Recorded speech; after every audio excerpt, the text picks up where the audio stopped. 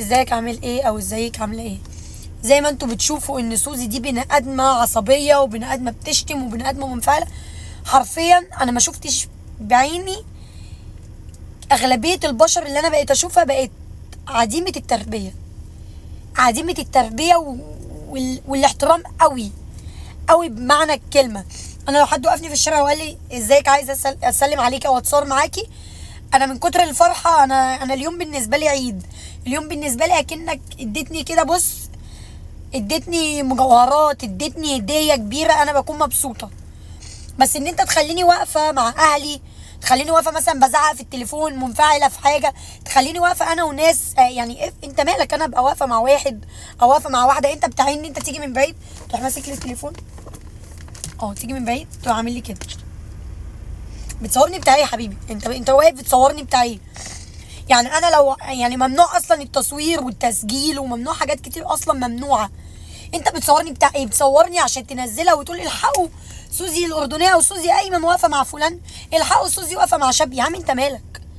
الكلام يرجع لتربيتي ولاهل بيتي، وانت ايش عرفك اللي واقف معايا ده مين؟ وانت مش مسموح لك انك تقف تصورني في اي مكان انا واقفه فيه. وانا عشان خاطر ان انا اتعرفت او ان انا بقيت معروفه على السوشيال ميديا همشي اواجه ناس بتصورني؟ همشي اواجه اللي يقول لي الشارع اللي ايه يا حبيبي اللي خليني انا ماشيه في الشارع واحد يبقى عامل ازاي الشارع اللي ايه اللي الشارع اللي وراه يا ابني ايه ده؟ ممكن تصور معايا يعني ممكن تسلم عليا وتصور معايا بطريقه الطف من كده، ان انا متقبلاها منك عادي. ولا اللي يجي يسلم عليا يسلم عليا ويمشي.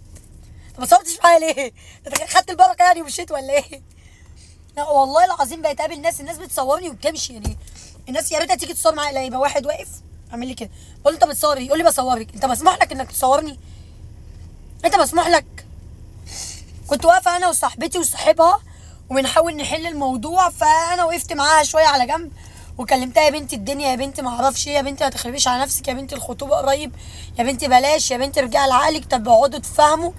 ووقفت معاها على جنب، واخواتي قوي يعني دول اخواتي قوي بره السوشيال ميديا، وقفت معاها على جنب قلت له يا ابني حرام وبقالكوا فتره كبيره وبتكلم، لقيت لك واحد راح ماسكني ايه يا ابني صور ايه يا حبيبي؟ بتصور ايه يابا؟ انت نازل فوتوغرافر من بطن مامتك ولا ايه يا حبيب قلبي؟ بتصورني بتاع ايه؟ وهتنزلها ليه؟ هتحتفظ بيا يعني وانا واقفه مع واحد؟ انت مالك؟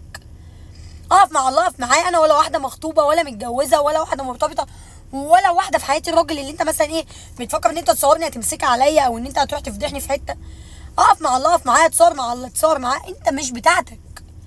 دي حاجه ترجع لي انا، ترجع بقى لتربيتي، ترجع لي انا، اقف مع الله، اقف معاه. افرض يا عم اللي انا واقفه معاه دون حد ممكن تسبب له انت مشكله، امشي انا بقى ادور عليك وادور واقول شيله ليه بتصورني؟ واحد ما تعرفنيش بتصورني ليه؟